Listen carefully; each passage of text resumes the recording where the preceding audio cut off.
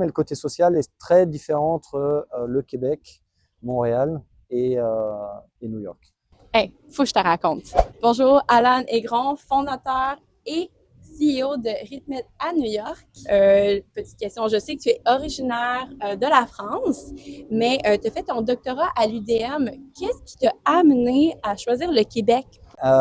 C'est pendant mon master à la Sorbonne à Paris où il y avait une de mes professeurs, docteur Angélique Levoix, qui m'avait conseillé d'aller faire mon stage dans le laboratoire de Michel Bouvier, qui est un excellent chercheur, un excellent professeur à l'Université de Montréal. Donc, je l'ai contacté et j'ai fait mon stage de 6 mois là-bas.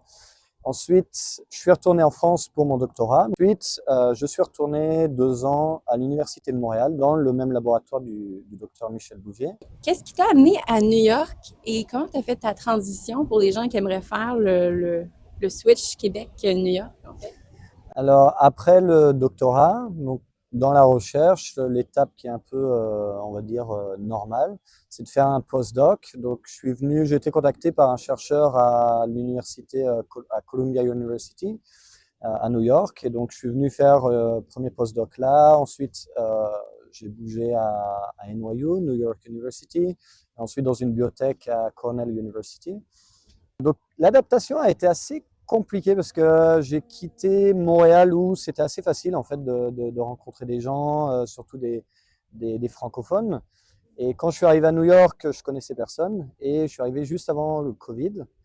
Donc j'ai passé les premières années avec quelques collègues, on ne pouvait pas sortir. La vie ici coûte très très cher.